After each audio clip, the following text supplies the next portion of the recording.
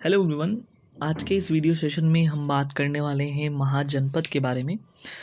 जैसा कि हम अपने प्रीवियस वीडियो में ऑलरेडी हम डिस्कस कर लिए थे, जैन धर्म, बौद्ध धर्म, वैदिक काल, शैव धर्म, भगवत धर्म, ये सब इम्पोर्टेंट टॉपिक जो भी एग्ज़ाम में क्वेश्चन पूछे जाते हैं उन सभी को हमने डिस्कस किया है। आज का हमारा सबसे ज़्यादा महत्वपूर्ण सा टॉपिक है महाजनपद। ठीक है, क्योंकि महाजनपद से क्वेश्चन ना आए वो भी एनसीईआरटी हिस्ट्री से तो हो ही नहीं सकता है। ठीक है, तो इसको हम डिटेल में देखेंगे एक एक करके। उससे पहले यदि आप चैनल में नए व्यूअर्स हो तो सब्सक्राइब ज़रूर करें, लाइक कमेंट और शेयर करना ना भूलें। ठीक है, सबसे पहला काम देखो, जो महाजनपद है ये महाजनपद ऐसे नहीं पहुंच गया। ठीक है, ये महाजनपद बनने, ये सबसे टॉप लेवल पे है महाजनपद। ठीक है, तो सबसे इसका न्यूनतम जो इकाई थी, यानी कि आपको पता होगा कि प्रारंभिक जीवन जो मानव रहता था तो वो कैसे जीता था। ठीक है, वो जब स्टार्टिंग किया तो कबीला बनाया। ठीक है, वो कबीला बनाया, कबीले में रहने लगा, यानी कि ग्रुप ऑफ पीपल है ना, कुछ लोग घर बना करके अपना रह रहे हैं तो उनको कबीला कहा जाता था, उन सबके समूह को। ठीक है, बहुत सारे कबीले मिले। ठीक है, तो फिर ग्राम बना, यानी कि दूसरा सबसे बड़ा यूनिट ग्राम का है। फिर उसके बाद जन का आया। ठीक है, फिर जन के आगे नेक्स्ट बना जनपद। ठीक है, अब बहुत सारे जनपद मिला करके ही बनते हैं महाजनपद। ठीक है, तो एक बार फिर से मैं देखता हूँ कि पहले कबीला था, फिर ग्राम बना, फिर जन बना, फिर जनपद, फिर महाजनपद। तो अभी आज की इस वीडियो में उन्हीं महाजनपदों के बारे में हम डिस्कस करने वाले हैं। ठीक है, ये बिल्कुल याद रखना। ये स्टार्ट कब हुआ था? 6वीं शताब्दी, यानी कि 6वीं शताब्दी के टाइम में जो पूरा हमारा अखंड भारत था उस समय जो है इसका नगरीकरण प्रारंभ हो गया था, और वो जो नगरीकरण हुआ वो महाजनपद के रूप में हुआ। ठीक है, जो भी राज्य की प्रशासनिक इकाइयाँ थीं वो महाजनपदों में बट गईं। ये चीज़ें आपको ध्यान में रखना चाहिए। और इसकी समय अवधि जो है लगभग 600 ईसा पूर्व से स्टार्ट हो जाती है, याद रखना। उस समय जो भाषा थी ना वहाँ की, तो भाषा याद रखना, ये जो है संस्कृत थी। संस्कृत और प्राकृत भाषा में लोगों का जो भी प्रशासनिक काम वगैरह होता था यहाँ पे। ठीक है, तो ये चीज़ यहाँ पे ध्यान से देखना। पूर्वी उत्तर प्रदेश और पश्चिमी जो बिहार का एरिया था वहाँ पे ज़्यादा था, क्योंकि वहाँ पे जो है ना कि लोहे वगैरह का जो है अनाज भी पैदा होते थे, प्लस लोहे का काम भी बहुत तेज़ी से होता था। तो वो लोहे की वजह से पहली बात तो खेती में भी बहुत सारे चीज़ें जैसे औजार बनाना उन लोगों को लाभ मिल गया। दूसरी बात ये कि लोहे से जो है वो हथियार बना लेते थे और युद्ध करने में सहायता होती थी। ठीक है, तो इसलिए जो है ये काफ़ी महत्वपूर्ण हो गया कि वहाँ पे जो महाजनपद है, यानी कि पूर्वी उत्तर प्रदेश और पश्चिमी बिहार साइड में काफ़ी जो है बड़े जनपद राज्य का निर्माण हुआ। ठीक है, ये चीज़ याद रखना। अब देखते हैं कि टोटल जो है महाजनपद थे 16, ये तो आपको याद होना चाहिए। अब 16 महाजनपद बटे कैसे, ये क्वेश्चन पूछता है। तो देखो बस ये याद रखना कि कितनी महाजनपद किस राज्य में हैं, मतलब है नहीं थी। ठीक है, जैसे उत्तर प्रदेश की बात करें तो उत्तर प्रदेश में टोटल 8 महाजनपद थे। एक एक करके मैं नाम यहाँ पे दिया हुआ है, सब मैं बताऊँगा, लेकिन अभी ऐसे याद करना कि यूपी में टोटल 8 महाजनपद थे।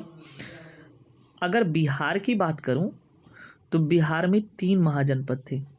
ठीक है, यूपी में 8, बिहार में 3, राजस्थान, उसके बाद मध्य प्रदेश, और उसके बाद जो साउथ इंडिया, दक्षिण भारत, इन सब में जो केवल एक एक महाजनपद थे। यानी कि राजस्थान में 1 महाजनपद, मध्य प्रदेश में 1 महाजनपद, और दक्षिण भारत में साउथ इंडिया में भी 1 महाजनपद था। ठीक है, उसके बाद भारत के बाहर, ठीक है, आउट ऑफ इंडिया जो है 2 महाजनपद थे। अभी प्रेजेंट टाइम की बात करूं, मतलब उस टाइम तो वो हिस्सा भारत के अंदर ही था, लेकिन अभी की बात करूं तो वो भारत के बाहर है, आउट ऑफ इंडिया है, तो वहाँ पे 2 महाजनपद उस समय थे। ठीक है, उन्हीं सभी महाजनपदों को यानी कि 8, 3, 11, 12, 13, 14 और ये 2, 16, टोटल 16 महाजनपद हो गए। तो उन्हीं को जो है हम एक एक करके जो है यहाँ डिस्कस करने वाले हैं।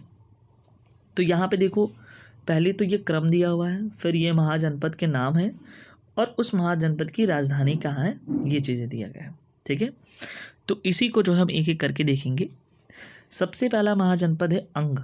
अंग देखो कहाँ है, कि अंग महाजनपद जो है इसकी राजधानी पहले तो याद रखना ये चंपा है। ठीक है, इसका प्राचीन नाम मालिनी था। ठीक है, मालिनी ये कहाँ है, ये मुंगेर में। मुंगेर कहाँ है भाई, भागलपुर बिहार में ये मुंगेर पड़ता है। तो याद रखना ये बिहार के एक महाजनपद था अंग। ठीक है, मैंने बताया कि बिहार में 3 महाजनपद थे। ठीक है, सेकंड नंबर पे आते हैं मगध। ठीक है, अगर मैं मगध की बात करूं तो इसकी राजधानी कहाँ थी, गिरिव्रज, जो राजगिरी कहलाती है। ठीक है, तो ये याद रखना। और ये कहाँ है, पटना के गया नालंदा बिहार में। ठीक है, अभी वर्तमान में ये कहाँ है, पटना राजधानी के अंदर ही एक गया है जो कि बिहार में पड़ता है। तो पहला अंग, दूसरा मगध, 2 गया।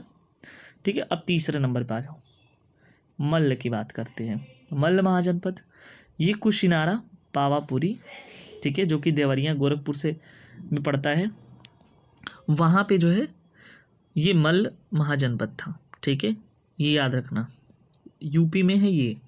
ठीक है, ये चीज़ याद रखना, ऊपर के 2 बिहार में थे। 4th नंबर पे आ जाओ, काशी।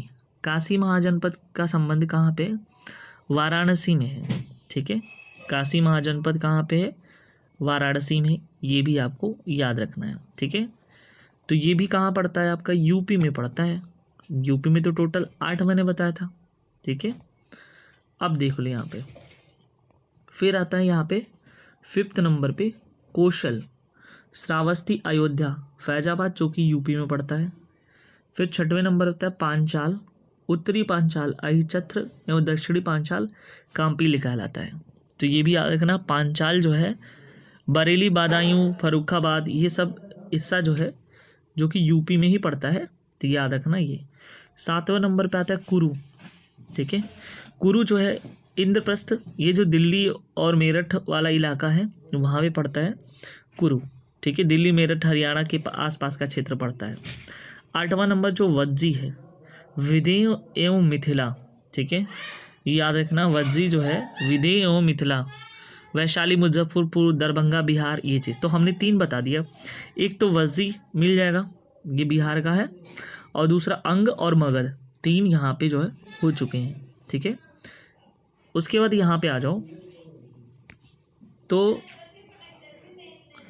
मत्स्य की बात करते हैं। मत्स्य, जिसको विराटनगर, जयपुर कहा जाता है, राजस्थान में। 10वां वत्स, कौशाम्बी, इलाहाबाद, बांदा में है। 11वां सूरसेन, जो कि मथुरा में है। ठीक है, और मथुरा कहाँ, यूपी में है। 12वां चेदी महाजनपद है, सुतिवती या सुक्तिमती इसको कहते हैं।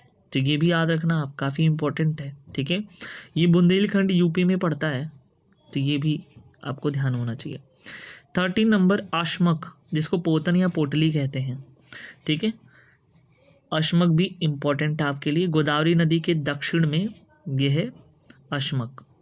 ठीक है, गोदावरी नदी की ये दक्षिण में, दक्षिण भारत का एकमात्र जनपद है। ठीक है, फिर 14 नंबर पे आ जाओ, अवंती। 14 नंबर पे आ जाओ अवंती, उत्तरी अवंती जो कि उज्जैन में है, और दक्षिणी अवंती जिसे माहिष्मती कहते हैं। ठीक है, ये चीज़ आपको ध्यान में होना चाहिए।